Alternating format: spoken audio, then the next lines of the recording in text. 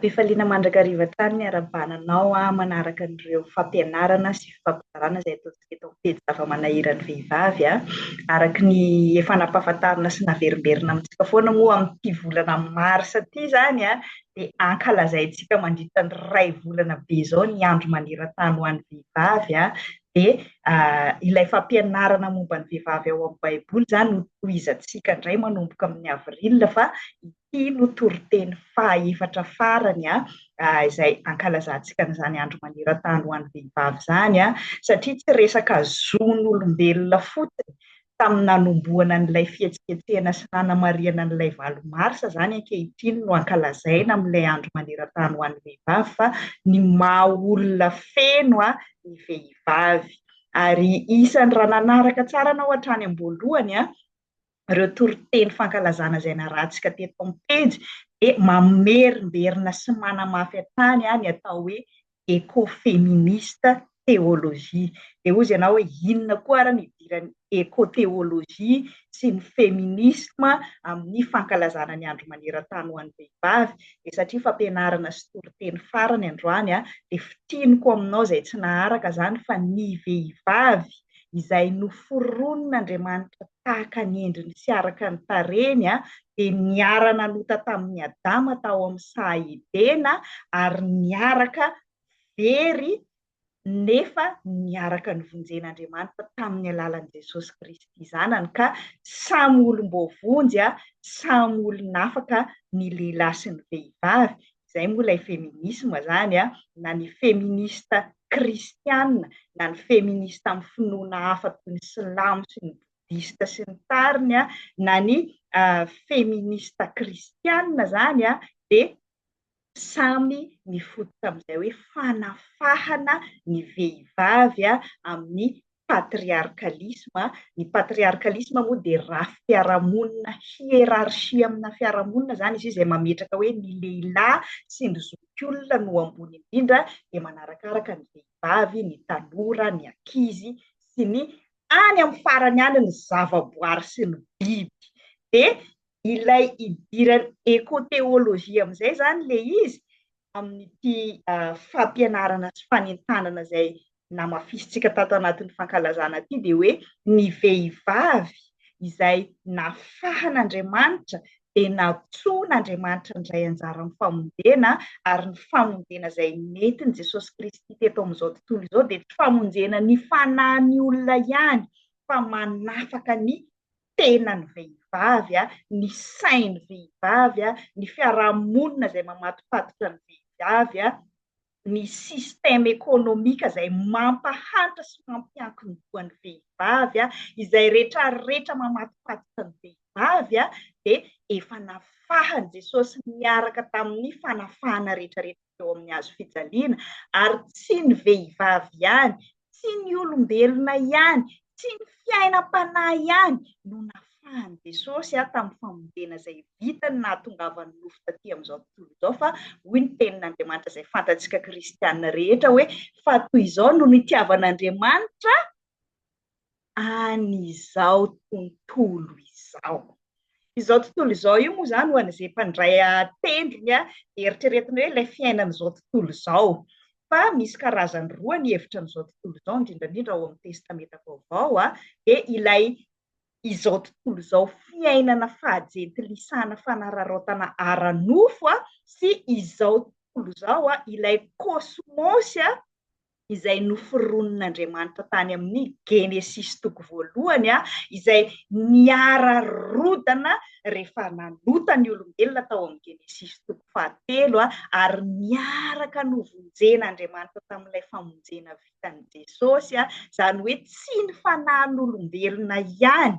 no novonjen'i Jesosy tamin'ny nanoloran'ny tenany sy ny rano teo amin'ny hazo fijaliana fa izao tontolo izao novonjen'Andriamanitra koa izao tontolo izao ny zava-mananaina sy ny zavatra tsy mananaina rehetrarehetra fa tsy ilay teolojia kristianina populaire hoe izao tontolo izao ho levina fa ny teniko tsy mba ho levina dia tsy miraharany izao tontolo izao ho levina fa hoe izay ahatongavany fanahiko any an-danitra any foana dia misy ara tena manao teolojia vilana hoe inona ny raharahiako anao fa izay ahatongavako any an-danitra nefa hozy Jesosy tsy ho tonga any an-danitra mihitsy ianao raha le namanao hitany masonao eo aza no tsy tianao sy tsy karakarainao fa mieritreritra anao hoe za tenako ihany sy ny fitiavan-tenako sy ny tsy firarahiako ny hafa tsy firarahiako ny tontolo iainana dia afaka tonga samirery any an-danitra ny fandao tsy atopoko. Jesosy rehefa namonjy atsika araka ny filazantarany Matio zay ianarantsika androany dia hozy izy hoe katsao aloha ny fanjakan'Andriamanitra sy ny fahamarinany. Ny fikatsahantsika olombelona ny fanjakan'Andriamanitra sy ny fahamarinany dia amin'ny alalan'ny fametrahantsika ny fahamarinan'Andriamanitra ilay hoe justice-n'Andriamanitra amin'ny olombelona sy ny zavaboary. Zany famonjena zany tsy anjarantsika zany fa jereo hozy Andriamanitra ny voromanidina sy ny zavamaniry fa mihoatra lavitra noho ny reny antsika olombelona. Ny fikarakarana ny momba antsika tompoko dia an'Andriamanitra. Ny famonjena ny fanahintsika ho any an-danitra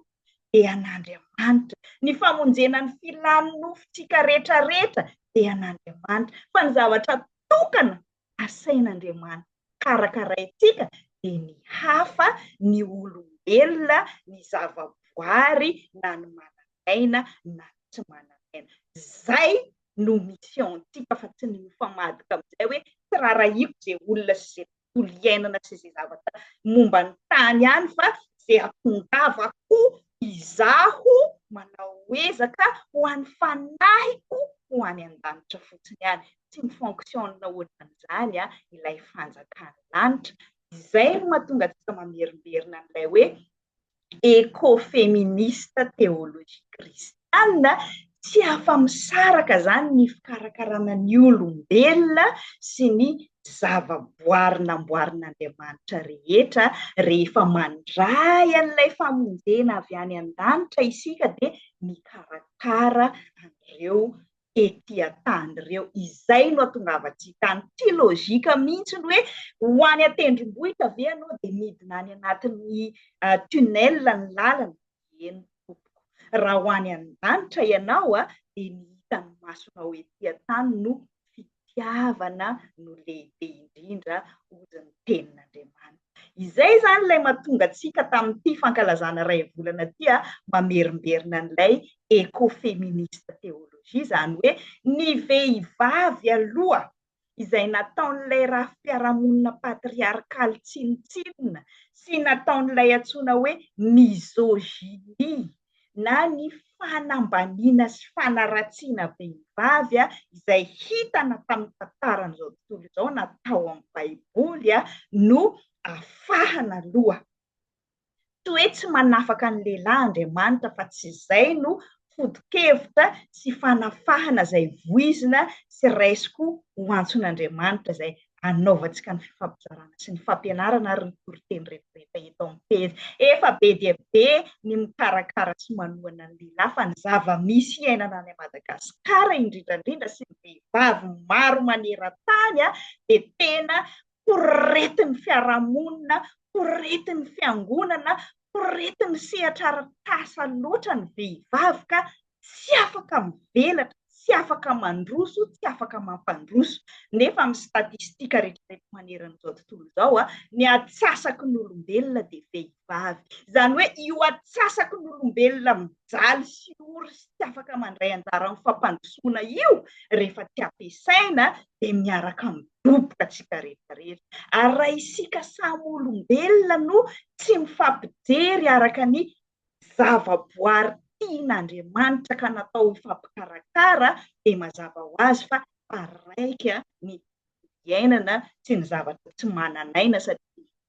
ny vehivavy reny niteraka anao, vadina zahoanao taranaka, zanakao vavy aza ve tsy tianao, tsy jerenao araka ny mahazanak'Andriamanitra anazy ka ahoana moa ny itiavanao ny biby, ny zava-maniry, ny rivotra, ny rano, ny vatosoa sy izay rehetra nomen'Andriamanitra anao. Izay zany ilay mampiverimberina foana tato anatin'izay iray volana izay raha fitiniko aminao hoe nahoana moa isika no mamerimberina foana an'ity resaka écoféministe théologie satria ilay famonjena vitan'i Jesosy dia tsy famonjena ara-panahy fotsiny fa famonjena ny olombelona rehetra, ny lehilahy, ny vehivavy ary ny écologie, zany hoe ny zavaboary rehetra, tsy ny terre fotsiny ihany ara io fa ny any anabakabaka sy ny planète hafa rehetra, ny zavatra rehetra izay noforonon'Andriamanitra. Zany hoe sady misiona ny ran'Andriamanitra ny kristianina efa nandray famonjena zany, ny mamonjy sy mandray andraikitra, io ihany no zavatra nangatan'Andriamanitra tamin'ny olombelona noforono hoe manjaka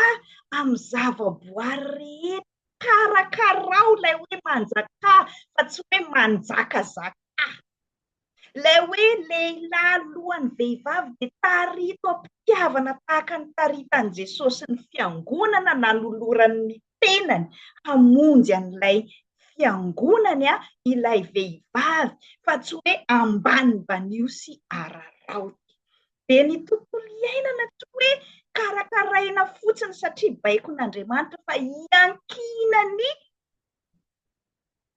filaminantsika koa ny fananana tontolo iainana. Namboarin'Andriamanitra aloha izao tontolo izao ny tany, ny rano, ny rivotra, ny zava-maniry hoanitsika. Zay vao namboariny ny olombelona, zany hoe ny olombelona no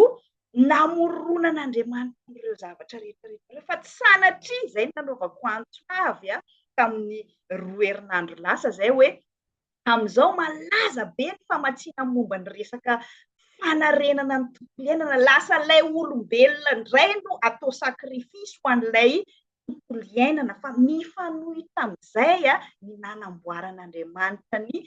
tontolo iainana, ny zavatra manodidina rehetrarehetra natao ho an'ny olombelona ka raha simba ny tontolo iainana dia tonga ny krizin'ny rano, tsy misy ny rano, baka fotsiny atsika hoe maninona ary lasa tsy misy rano ny jirama, maninona ny lasa tapaka lava ny jiro fa tsy ampy ny petrôla satria tsy voakarakara ilay tontolo iainana. Mihasarotra ny fahazahoana rano mihasarotra ny fahazahoana angovo mialany ny gaz sy ny petrôla manerana an'izao tontolo izao izay mitrandraka be mandany mikokatra any amin'ny farany manimba ny tany dia lasa misy fiantraikany dia gaga atsika hoe tamin'ity taona ity mbola voavolana marsa maninona ny cyclone enina be izao miaraka mitondra ny drano manerana ny Madagasikara dia ozintsika hoe tsisy idiran'ny fiainam-panahiko izany fa izay hahatongavan'ny fanahiko any an-danitra fa raha noana ny kibozin'ny malagasy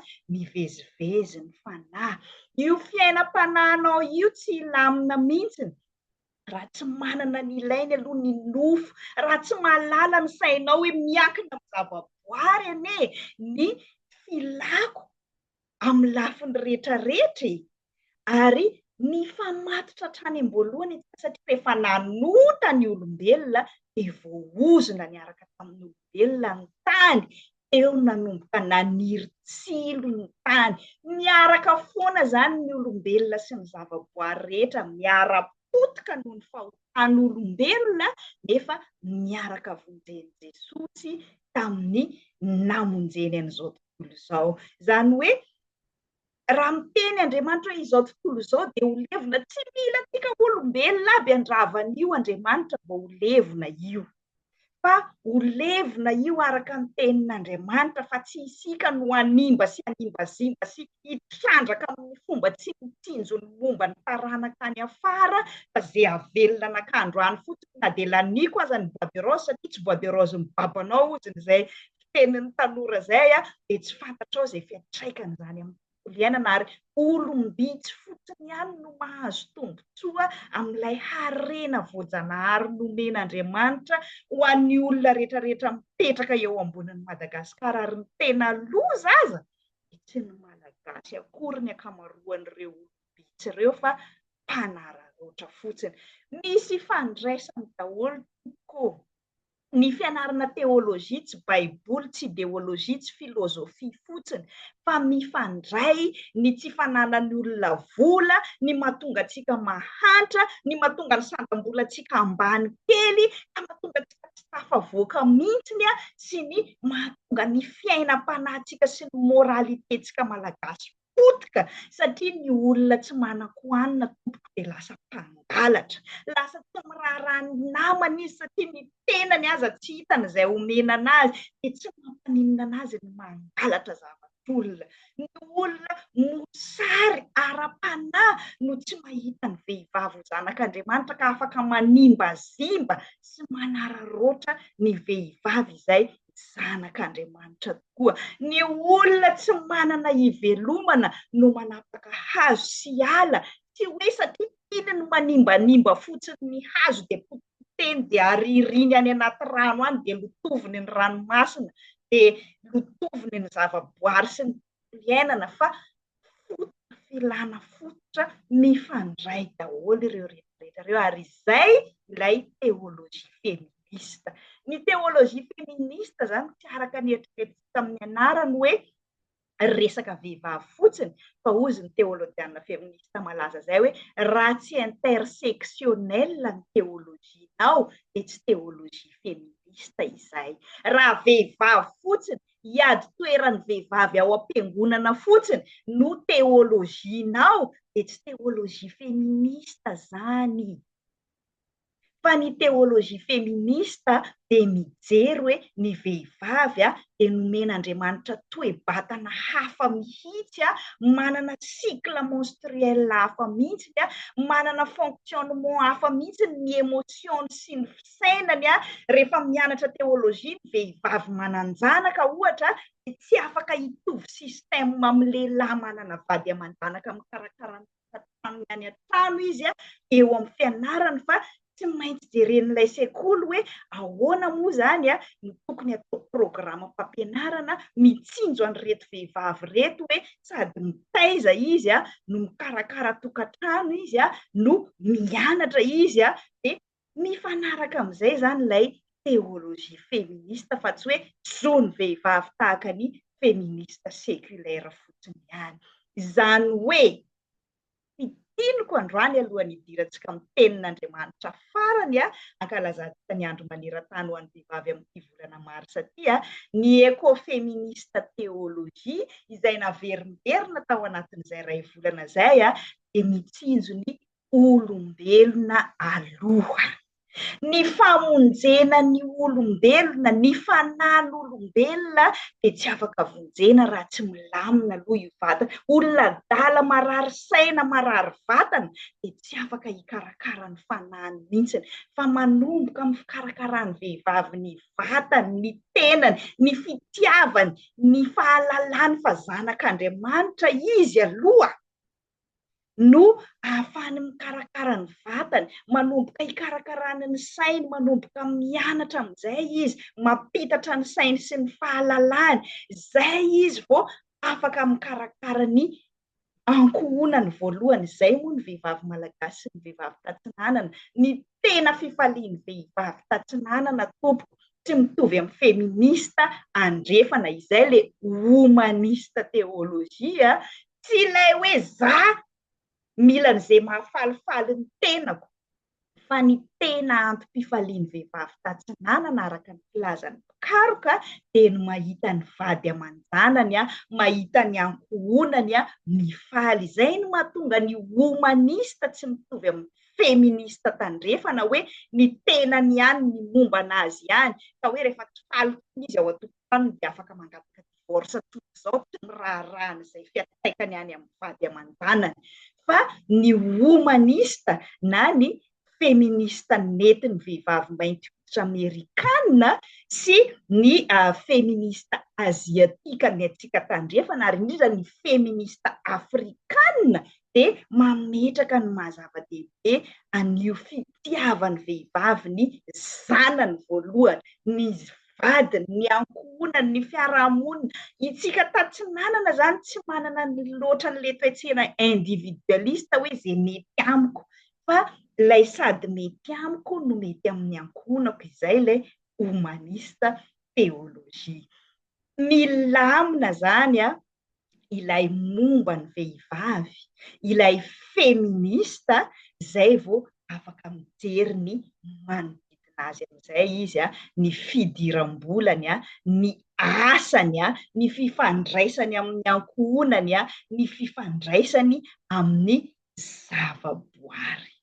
Fa tsy hoe ilay vehivavy efa tsy miraharaha ny tenany fa mamono tena manenjika an'izao rehetrarehetra izao fotsiny no mbola asainao koa hoe karakarao koa ny zavaboary rehetrarehetra ny manodidina anao nefa tsy manana fifandraisana amin'ny tenanao aloha anao izay ilay manaratra ny rano fotsiny nanaovako antsoavy teto hoe ny tetikasa momba ny tontolo iainana tompoko dia natao ho an'ny olombelona fa tsy ny olombelona no atao sakrifisy, atao fitaovana fotsiny ao anatin'ilay tetikasa. Alohany hamakitsika ny tenin'Andriamanitra izay anjarantsika androany ary izay mamerina sy mamintona an'ireo rehetrarehetra ireo dia apatsiahivo kely indray mandeha ilay nianarantsika tamin'ny heriny hoe ny ekofeminista, ny teolôjiana ekofeminista zany dia tsy ohatra ny aktivista rehetra izay tsy kristianina ny azy. Nefa tsy pasivista koa izy ny atao hoe aktivista moa zany dia masahy mijoro mitangana hiady mba hisian'ny filaminana. Misy an'ity sary ity moa zany izay tena maneho an'ilay hoe ilay pisy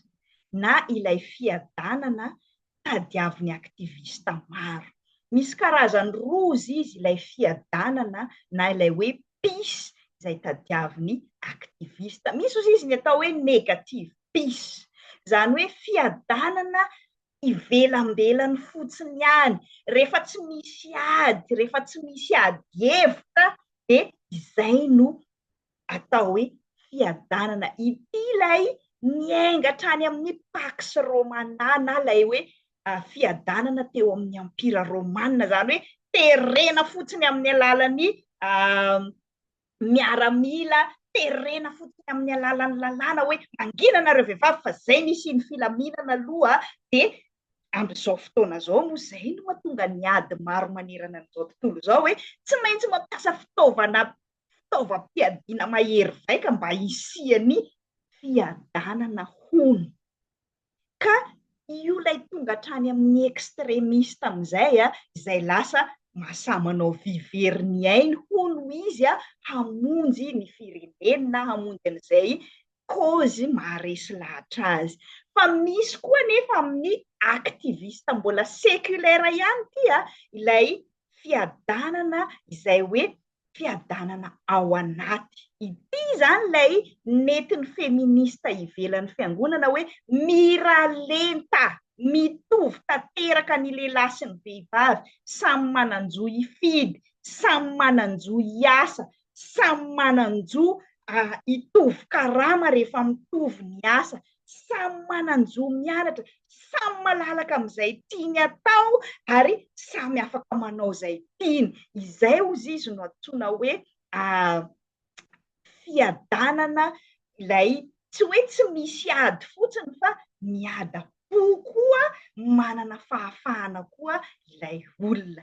Izay no natonga ny aty Amerika moa dia isan'ny malaza be ny resaka rasisma. Misy koa zany tsy tany amin'ny firenena romanina ihany misy resaka fitadiavana filaminana ivelambelana io, fa isany ohatra amin'izany zao izay isany voizin'ny vehivavy humanista antsoina hoe mainty hoditra Amerikanina zao misy an'ity antsoina hoe Lucy ity ny anarany izy no vehivavy mainty hoditra Amerikanina voalohany izay voaray hiditra nianatra tany amin'ny université tany Alabama. Dia ny zava-nisy tamin'izany fotoana zany tezitra daholo ny fotsy hoditra tao amin'ny université io. Ny taty Amerika moa zany ny tantaran'ny rasisma taty zany ireo mainty hoditra nandevozina tamin'ny andron'ny fanjanahantany sy ny fanandevozana izay nentina avy tany Amerika Latina sy tany Afrika ka tonga taty Amerika dia tsy nananjo ohatra ny vehivavy feminista, io ilay niteraka an'ilay humanista. Izany hoe ilay vehivavy fotsy hoditra miady ny zony zany rehefa nahazo ny zony dia adinony hoe misy vehivavy mainty hoditra koa kay teo akaikiny teo mbola tsy nanan-jony nianatra tany an-tsekoly sy tany amin'ny université. Dia teo no nahateraka an'ilay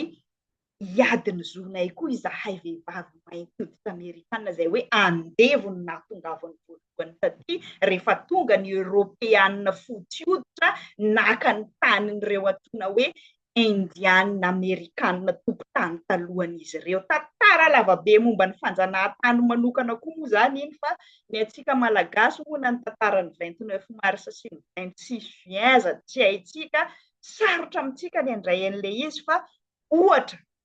makasika an'ilay hoe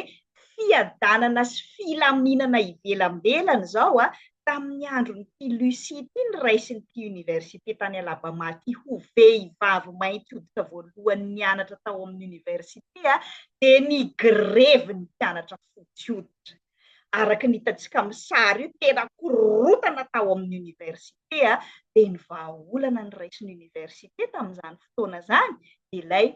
antsoiny aktivista sy ny feminista sy ny humanista hoe negative peace, izany hoe noroany sy nianatra tao amin'ilay université i Lucie dia nilamina ny campus tao amin'ny université. Izay tokoa ve ilay filaminana? Izay tokoa ve ilay fiadanana? Tsy mitovy amin'ilay Pax Romana ihany ve zany hoe zay ampilamina ny androny Jiosy tamin'izany fotoana zany fotsiny dia ity Jesosy ity ny mpanao kitaba dia leo io fotsiny vonoina amin'ny hazo fijaliana dia vita dia milamina ny tanàna. Tsy maintsy ny verina any manazava amintsika fa ny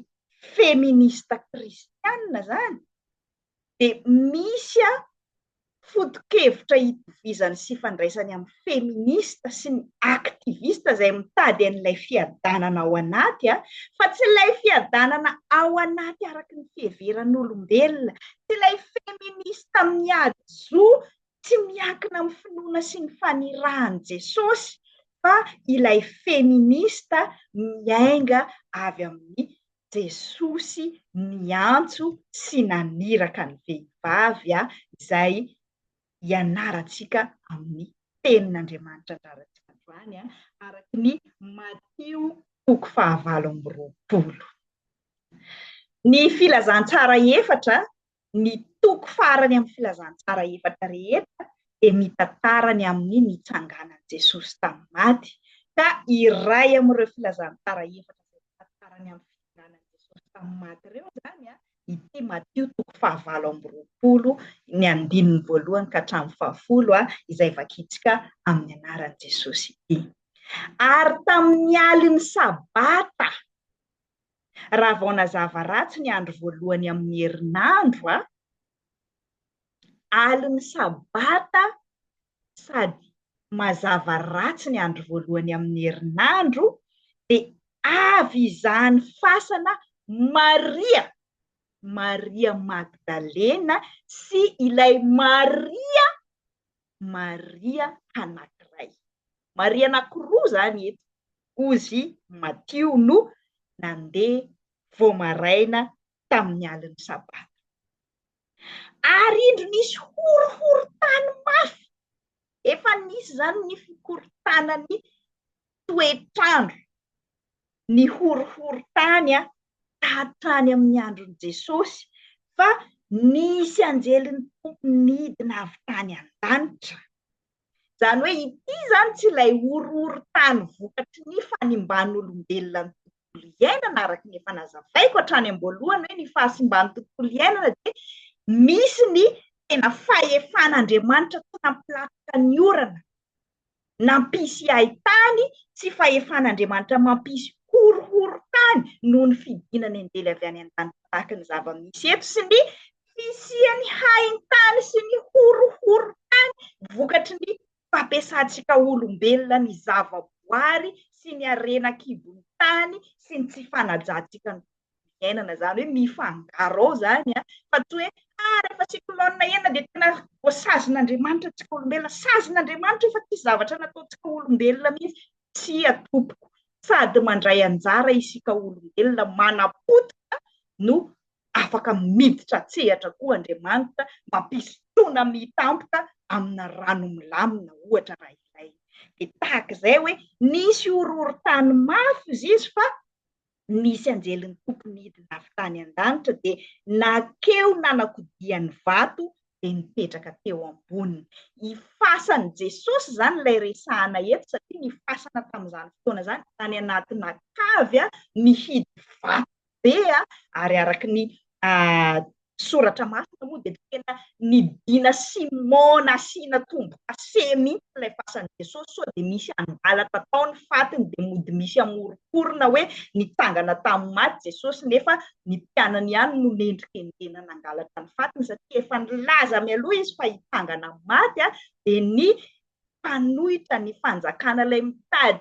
filaminana ivelambelany milan'izay mampilamina fotsiny raha mbola hitsangana maty koa ty olona efa nombona tamin'ny hazo fijaliana ty verina isavoritaka indray mandeha ny jiosy tao amin'ny firenena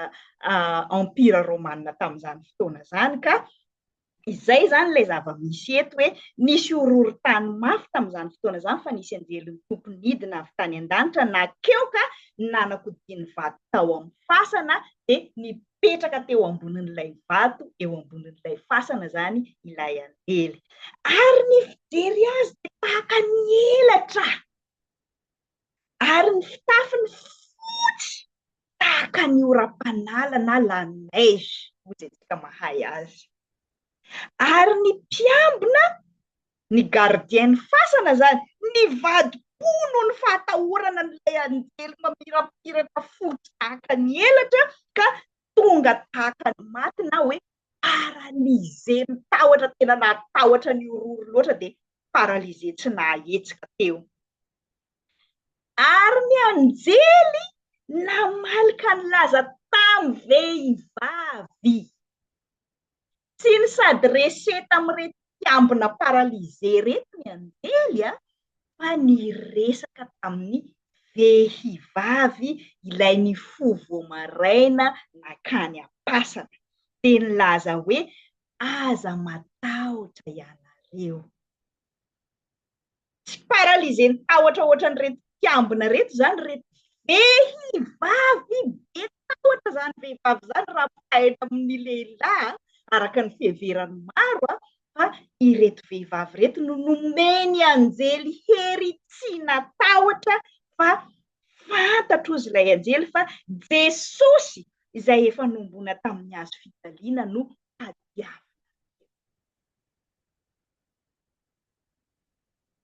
Dia mitohy ihany ilay tenin'ilay anjely eo amin'ny andinin'ny fahaenina tsy ato izy fa efa nitsangana tamin'ny maty. Tsy ato izy fa efa nitsangana arak'izay nolazainy. Avia tsy hoe mihaino fotsiny fa avia ozy ilay anjely avia manantona aty akaikiko aty mihitsy fa tsy hoe vehivavy nareo maloto azo manantonantona ny anjely masina fa avia ozy ilay anjely avia jereo ampiasao mihitsy ny masonareo fa mandeha fotsiny dia akio ny maso fa sokafo ny maso jereo fa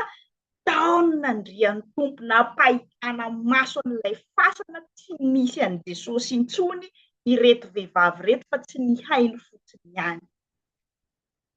Dia tsy vitany hoe nahita fotsiny ihany fa mbola nirana amin'izay reto vehivavy reto tsy mijanona eo fotsiny dia mbola gaga eo dia midanaka eo dia paralysé ohatran'ireto natahotra reto koa fa mandehana faingana vehivavy moa izay dia izay tsy afaka andeha malaky fa idoladola fa ozy ilay anjely hoe mandehana faingana ka lazao amin'ny mpianat'i Jesosy io ilay hoe apôstôly fa efa nitsangana tamin'ny maty izy ary indro mialohanareo ho any Galilea izy any no ahitanareo azy. Indro efa nilaza taminareo aho ozy ilay rehefa elon'entely reto vehivavy reto paralysé torana reto fa lasa faingana ohatran'ilay tilenjely hoe mandehana haingana tena nandeha faingana tokoa izy a nandeha faingana izy niala tamin'ny fasana sady natahotra izy fa tsy hoe tsy natahotra sady natahotra izy no tena natahotra fotsiny izy fa sady faly a tsy faly fotsiny fa tena faly indrindra ozy soratra masina dia niazakazaka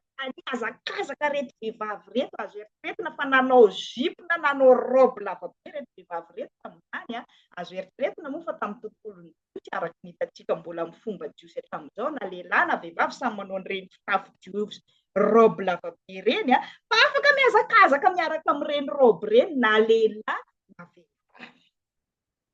dia niazakazaka nilaza tamin'ny mpianatra nanaraka tsara n'ilay teniny anjely hoe ny mpianatra aloha no lazaina fa tena niazakazaka ny vadiny sy ny zanany aloha reto vehivavy reto fa niazakazaka nilaza tamin'ny mpianatra dia indro teny am-piazakazana tsy hoe nalefa ny anjely fotsiny dia lasa le niazakazaka tany fotsiny le vehivavy fa tonga Jesosy nifanena taminy tsy hoe nampahitana fasana vita fotsiny zany reto vehivavy nirahana rehefa nahita maso sy niazakazaka nampiasa ny heriny reto fa nahita maso an' Jesosy koa ireto vehivavy reto nandelo izy niazakazaka teny am-pandehanana izy vao nahita an' Jesosy a dia nilaza taminy hoe finaritra na fiadanana ity ilay tena fiadanana ozy antsika hoe salamo avy amin'ilay teny hebreo hoe shalom tena ilay fiadanana tsy ilay pax romana tsy hoe tsisy ady ivelambelany tsisy ady hevitra mangina fotsiny nareo vehivavy dia milamina fa tena ilay fiadanana omeny Jesosy dia nanantona reto vehivavy tsy hoe nieny dia nipetraka tarehy lavidavitra tarehy fotsiny fa nanantona dia niazona ny tongotrany Jesosy tena nikasika an' Jesosy mihitsy ny tanany reto vehivavy reto a dia niankoka teo anatrehany niankoka nanetritena fa tsy nisengisengy mananjosy nahita voalohany sy nisehoseho hoe zay nahita ny anjely dia afaka manao kalay afaka manao hug an' Jesosy fa niankoka teo anatrehany dia hoy Jesosy taminy aza matahotra fantatry ny anjely fantatry Jesosy fa be tahotra isika vehivavy dia averimberiny anjely averimberiny Jesosy hoe aza matahotra fa mandehana aza matahotra fa mandehana ka sao avy makany Galilea ny rahalako fa any no ahitany ahy iray masonao manamasinanay amin'ny fahamarinana fa ny teninao no fahamarinana sady atao anatin'ny karemo moa zany atsika iomakomana sahady amin'ny herinandro masina alohan'ny fankalazana ny Pasika dia tsy azontsika mihitsy ty tantara ty tsy azontsika mihitsy ilay fitanganan Jesosy tamin'ny maty raha tsy averina kely aloha hoe inona moa nahatonga an'ity Jesosy ty maty novonoina tamin'ny hazo fijaliana ary maninona izy no nitsangana tamin'ny andro fahatelo aliny sabata mangiran-dratsy amin'ny andro voalohany amin'ny herinandro araka ny fitantarany Mateo azy matetika ny fiangonana izay nisy anahy moa ny fantatro tany Madagasikara rehefa mankalaza herinandro masina dia manararoatra manao fampianarana samihafa ny mpitondra fiangonana samy malalaka manao izay fampianarana tiany atao amin'io manomboka alatsinainy ka tamin'ny andro Pasika nitsanganan Jesosy tamin'ny maty ary amin'ny fiangonana ty andrefana rehefa nanomboka nipetraka tany Eropa sy aty Amerika moa za am'izao dia mahita fa ny Pasika no tena lehibe indrindra amin'zareo zany. Pasika zany no tena fety kristianina na Paka ozy atsika fa ny krismasy ary mampalahelo indrindra aty Amerika avaratra ilay misy anah am'izao tsy misokatra ny fiangonana amin'ny 25 Desambra maraina fa lasa fety mpianakaviana, le mirotoroto miasa lava zany ry zareo dia iny andro ny 25 Desambra iny azo no andro natokana hoe mba hiarahany amin'ny zanany ny azo koa moa taty ilay misy an'ilay kolontsainan'ilay Noël, ilay misy hoe azo krismasy, misy sapin, misy la neige, lasa zay zany aminazy no fankalazana krismasy fa ity Paka ity ny anazy no tena fety be fa ny atsika any Madagasikara ny hitako aloha tamin'izay dia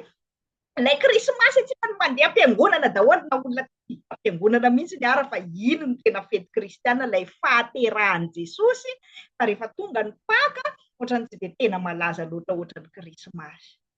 Zany hoe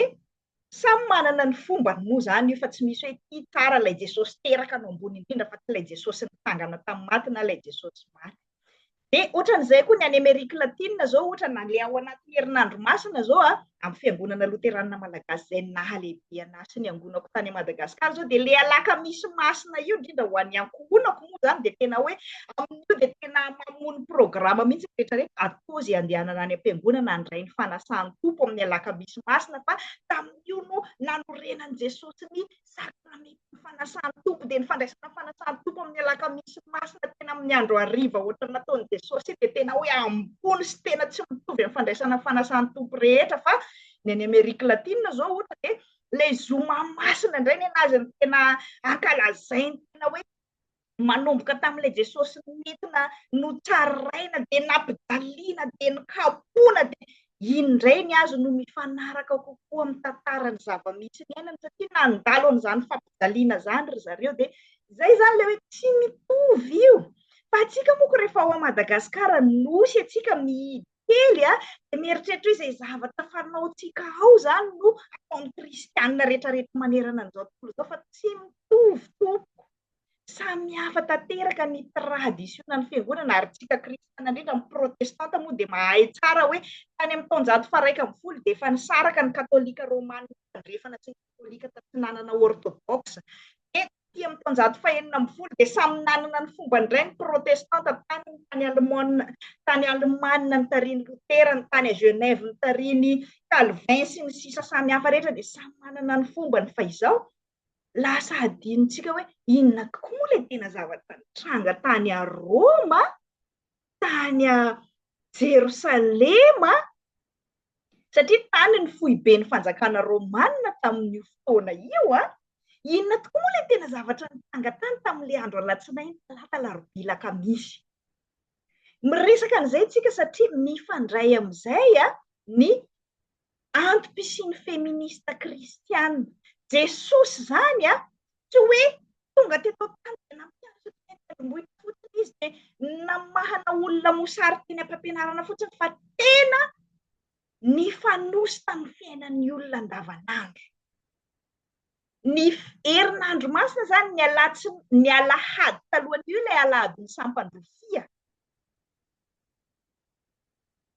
Ilay alohan'ny Paka niakatra tany a Jerosalema Jesosy satria tamin'ity fotoana ny andron'i Jesosy ity zany mbola ilay Paka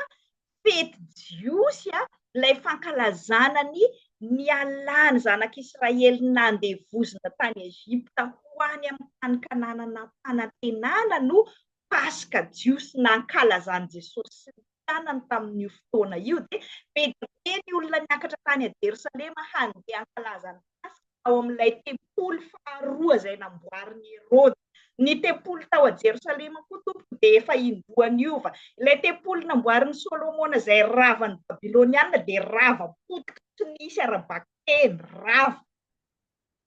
Dia taty amin'ny andron'ny Herody efa Romanina indray no nanangana tempoly vaovao mba hakany ny fony jiosy ahafahany manjanaka anazy ka nahatonga hoe nomeny fahefana ihany ireo mpitondra fivavahana jiosy mba tsy hisy korotana io ilay filaminana Romanina tambezina izay mena vola mangina fa tsy izay mangina vola mena tsony efa hatramin'ny andron'ny Romanina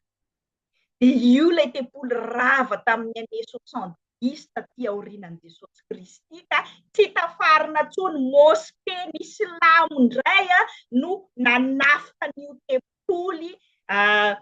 izay noforonina tao aorianan'ny 70 io tao a Jerosalema ka mosquée zao no misy ao am'izao mahatonga an'io ady be nanao croisade koa moa ny kristianina taty afara tantaran'ny fiangonana lava tsy azo sarana amin'ny fandraisantsika ankehitriny ny atao hoe paska sy ny ady tsy ara-panahy fotsiny ihany hoe mivavaka mandoalika fotsiny ihany fa misy zavatra niainan'olombelona mihitsy tao amin'ny tantaran'ny fiangonana ka ny alahady alohan'ny paska jiosy ny akaran'i Jesosy tany a Jerosalema sy ny mpianany zany no nampisy an'ilay sampandrofia aloha hoe falifaly zany le jiosy ino ny mpanjakatsika tonga dia nitondra lamba izy ozy ny fitantaran'ny filazantara sasany nitondra ravin-kazo ireo olona ireo ozy ny fitantaran'ny filazantara sasany nararaka ny teny amin'ny tany dia Jesosy nitaingina zana-borika niakatra tany a Roma niakatra tany a Jerosalema azafady andeha ankalaza ny paska jiosy izy tamin'izay zany hoe Jesosy zany tsy hoe mety anahirana amin'ny romanina zany misy vahoaka be andeha hira hoe hosana vonjeo moa zahay midikany hosana tamin'io ka izay no isany nahatonga ny fisamborana sy famononana azy ny faran'io herinandro io satria nanakorotana ny filaminana romanina aloha voalohany natahotra ny romanina manomboka mihetsiketsika reto jiosy reto fa tia rangahy Jesosy ty manomboka hitarotolona ny zareo fa nanelingelina ny tsorona be sy ny tsorona sy ny sinedriona sy ny mpitondra fivavahana jiosy koa Jesosy satria alahady izy niakatra tany natao hosana sy nideraderana ka nahafalifaly ny olona ny jiosy nanantena famondena avy aminy alatsinainy izy niditra tao amin'ny tempoly ilay nandrava ny fivarotana rehetrarehetra tao amin'ny tempoly satria tonga amin'izay ny fotoanan'ny Jesosy. Io ilay nianarantsika tamin'ny heriny mbola tsy tonga ny fotoako izy tamin'ny Maria nefa nanaiky any izy namonjy tao amin'ilay fampakaram-bady fa eto amin'ity fotoanan'ny paska ty sy herinandro masina ty dia tonga amin'izay ilay fotoana mandrava amin'izay Jesosy. Jesosy zany tsy pasifista fotsiny hoe tinany ireo romanina ireo fa dia navelany foana ireo mpitondra fivavahana jiosy nanao bizina na sekely fivarotana devise tao amin'ny tempoly tamin'izany fotoana zany ireo tsy atompoko nitsangana Jesosy nandrava narodan Jesosy izay tsy izy rehetrarehetra tonga ny fotoana io zany tsy araky ny fiheverantsika kristianina pasifista hoe zany Jesosy zany ny zanak'ondry ny paska dia tsy manda ny alatsinainy Jesosy nandrodana ireo zavatra fanao nandritra ny firy-taona tao amin'ny tempoly izay sady tombotsoan'ny romanina fahazahony taksa no tombotsoan'ny mpitondra fivavahana mahazo ranondrano tamin'ny rakitra sy fanatitra tao amin'ny tempoly narodana Jesosy zany ary tena zavain'ny tenin'Andriamanitra fa tezitra Jesosy nanao an'izany manana emotion tezitra tahaka ny feminista hoe tezitra satria efa tsy izy tony nanaovana ny vehivavy fa ny fahatezerany tsy netiny nanota tsy tratrany masoandro ny lentika fa netiny namonjena nanarenana indray ilay fanjakan'Andriamanitra sy ny fahamarinan'Andriamanitra. Ny talata indray avy nandrodana tempoly izy fa manomboka tezitra zany mpitondra romanina sy ny jiosy tao amin'ny sinagoga sy ny tempoly dia manomboka mitady hevitra hoe tena mila potena ty Jesosy ty fa manomboka angalany fahefantsika resaka fahefana no namaika ny romanina sy ny mpitondra fivavahana lehilahy tamin'izany fotoana izany efa tsy ilay mpisorona be araky ny fomba aronika araky ny fisoronan'ny levitikosy tony io fa efa zay bizibizina zay takaikaiky ny mpitondra tamin'izany fotoana zany izay mahazo ranondranony amin'ny romanina no mpitondra fivavahana tamin'io fotoana io fa matahotra ny sezany azo no important aminy talata ry zareo andeha ilavanina amin'ny Jesosy mody mametraka fanontaniana hoe azo atao ve mandoa hetra amin'ny Romanina, resaka vola foana zany no mahamaika anazy, any foana no mahamaika anazy ny vola sy ny fahefany. Tsy mba nanontany hoe ahoana moa ny amin'ny resaka famonjeny Jesosy an'ireto zanatany Romanina reto, tahaka an'ireo olona nanao hosana nangataka famonjena ny ainy zany reto mpitondra fivavahana reto, fa ny lafiny pouvoir no nahamaika anazy, fahefana avy aiza moa ny anaovanao an'ireo. Resaka hoe azo atao ve ny mandoa hetra amin'ny Romanina satria tsika jiosy eto mbola tsy miaraka an'ilay fiheverantsika izany Jesosy zany dia pasifista dia olona fahainy fa mila vanina dia ny alany jereny fotsiny mivavaka ho anazy fotsiny izy. Tsia nitsangana Jesosy niady hevitra na mpianatra mihitsiny izy, hainy hoe andeha hiaka fanana azy fotsiny hitady hevitra hisamborana anazy reto mpitondra fivavahana reto tamin'izany fotoana zany, fa tena namaly izy ary tsy ohatra ny nataony tamin'ny niady tamin'ilay fakam-panana taony devoly hoe tenin'Andriamanitra fotsiny nampiasainy izy teto,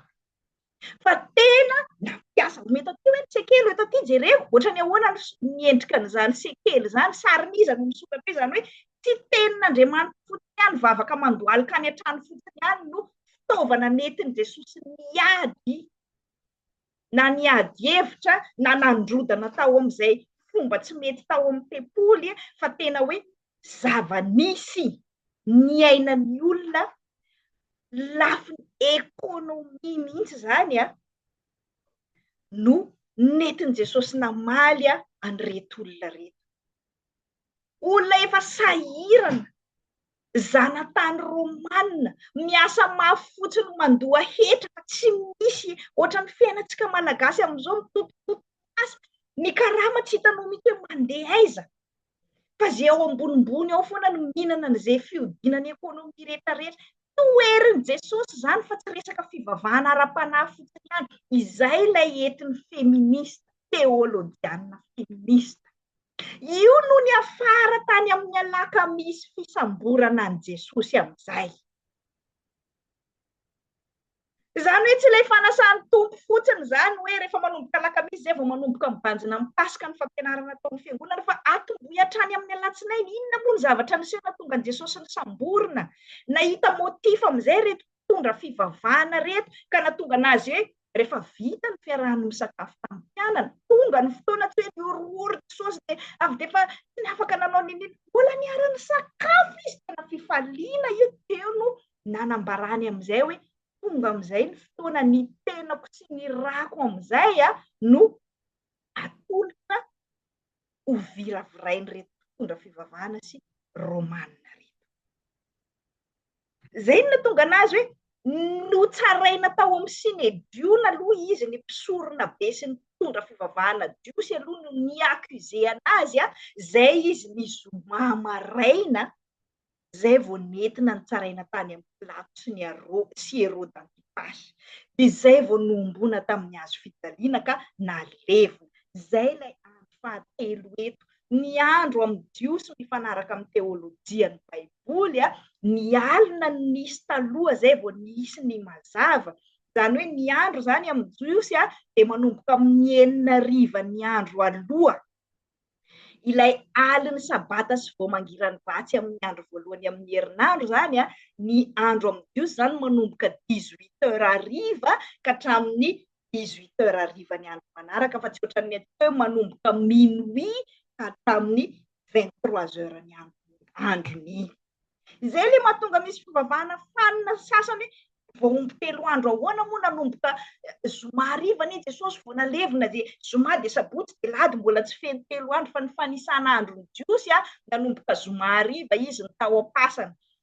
andro voalohany, sabotsy hariva izy tao am-pasana, andro faharoa, andro fahatelo amin'izay ilay andro voalohany amin'ny herinandro, ilay alahady maraina zany no miseho amin'izay ilay tantara. Tsy azontsika dinganina ho azy satria izay ilay konteksta nahatonga an'i Jesosy maty sy nitsangana tamin'ny maty. Mino an'ireo zany ny feminista kristianina zay vao mandray an'ilay tenin'Andriamanitra eto hoe ilay Jesosy nitsangana tamin'ny maty amin'izay no naniraka ny vehivavy. Raha tsy mifototra amin'izay rehetrarehetra izay zany ny feminismanao, dia feminista séculaire fa tsy feminista kristianina izay miady ho an'ny vehivavy sy ny zavaboary izay novonjeny Jesosy teo amin'ny hazo fijaliana. Azo lazaina feminista raha navalona voalohany satria radama voalohany izay napiditra ny vazaha nanimba ny fomba malagasy niaraka ny simbatiny tao moa zany ilay fomban-drazana malagasy izay heverin'ny kristianina hoe nanao ny mety radama napiditra n'ireo misionera sy ny vazaha fa niara-ny tsofoka tao ny fanjanahantany sy ny fanjanahana ara-politika, ny fanjanahana ara-taina sy ny patriarkalisme nentin'ny vazaha fa zany vehivavy malagasy zany nanana na izy azy talohan'ny fanjanahantany sy ny fahatongavan'ny misionery sy ny fahatongavan'ny vazaha tompoko. Ka ny feminista kristianina zany tsy manary ny zaza sy ny rano maloto, tsy le hoe vazaha kristianina nitondra patriarkalisme dia ariko ny fivavahana kristianina, ariko ny maha-luteranina malagasy tsy manao ordinatsiona vehivavy ny luteranina malagasy izay nisy atsy atoko izay rano maloto fotsiny no esory. Zay fa ny raha navalona voalohany ny feminismany dia tena niroasiny ny vazaha dia nariany niaraka tamin'izay misionera hoe tsy mila nareo tsony zahay. Fa ny feminista kristianina tsy izany. Ilay fomba tsy mety fotsiny, ilay fomba tsy mety tao amin'ny pepolo no narodan'i Jesosy fa tsy nandrodana ny Pilato teo amin'ny sezany mihitsy izy. Ary araka ny tenin'Andriamanitra anjarantsika teto dia tsy ilay Jesosy olombelona ny tafiny fotsiny no nifanosinoso tamin'ireto vehivavy niaraka tamin'ireto fa anjely avy any an-danitra. Heverin'ny olona moa zany Jesosy foana anie satria olombelona izy no azon'olona rehetrarehetra atonina azon'ny vehivavy kasiany. Fa ny anjely masina mamirapiratra foty nanatona ny vehivavy koa. Le vehivavy resahana eto moa araka ny fitantaran'ny Mateo anazy dia Maria anankiray sy Maria Madeleine. Ao amin'ny Baiboly koa dia zavatra mifangarongaro foana matetika no ampiasain'ny devoly hanakorontanana ny sain'ny olona. Misy karazana Maria anankienina farafahakeliny ao amin'ny Baiboly ao. Voalohany ilay fantatsika indrindra dia Maria Virgine ilay renin'i Jesosy. Tsy Maria renin'i Jesosy io le tany am-pasana maraina io na dia misy tradisiona kristianina aza mieritreritry Maria renin'i Jesosy koa niaraka tamin'ireto Maria reto. Fa ny fitantaran'ny Mateo izay anjarantsika eto dia Maria Madeleine sy Maria hafa no tany. Zany hoe misy Maria renin'i Jesosy misy Maria avy any Magdalena ilay hoe lazain'ny soratra masina nesorin'i Jesosy devoly 7 dia misy koa ilay Maria lazaina hoe Maria renin'i Jakoba na Maria ilay vadin'ny Klopa, Maria vadin'ny Kleopasy, vadina miaramila manam-boninahitra romanina io fa lasa mpianatra Jesosy. Dia misy ilay Maria avy any Betania, ilay Maria ravavin'ny Marta, ilay Maria nabavin'ny Lazarosy. Maria faefatra zay dia misy koa ilay Maria lazaina hoe Maria renin'i Jaona Marka. Jaona Marka ilay nanolatra ny filazantsara araka ny Marka. Ary any hatrany amin'ny Romanina, epistily nosoratan'ny Paoly ho an'ny Romanina, Romanina toko 9:19 dia misy Maria koa tao amin'ny fiangonana tamin'izany fotoana zany ilay Maria tany a Roma koa io. Ny any amin'ny testamenta taloha le Maria miteny grika amin'ny testamenta taloha mitovy amin'ilay teny hebreo hoe Miriam, Mariam ilay anabavin'ny Mosesy. Zany hoe misy an'ireo karazana Maria samihafa mampisavoritra dia lasa tsy ilay tena fototra hoe Andriamanitra, anjelin'Andriamanitra manatona ny vehivavy nanatona an'ireto Maria reto no hiadivan'ny fiangonana hevitra fa Maria iza, Maria taiza. Ohatrany hoe ao amin'ny Baiboly zao misy karazana Jaona anankidimy samihafa koa, misy an'ilay Jaona mpanao batisa, Jaona ny anaran'ny rainy Petera, misy an'ilay Jaona apôstôly manoratra ny epistiliny Jaona, ilay Jaona Marka ny resahako tena nanoratra ny epistiliny Marka, misy an'ilay Jaona arak'izay voalazany asan'ny apôstôly toko 4 ilay hoe niaraka tamin'ny Petera sy Jaona sy Alexandria. Misy zavatra mifamofa ohatran'izany zany dia fanina tsika vehivavy raha tsy mianatra tsara ny soratra masina ka mahita hoe azontsika vehivavy kristianina atao ny miady mitady ny fiadanan'i Jesosy tahaka ny ady izay nataon'i Jesosy fa tsy tahaka ny fitadiavana fiadanana sy filaminana tahaka ny ataon'ny Romanina. Betsaka isika vehivavy no miteny hoe tsika natao angina fa Jesosy niady. Irany Jesosy isika tahaka ny reto vehivavy nakany am-pasana ireto hoe mandehana aza matahotra andana lazao ny rahalako sy ny mpianako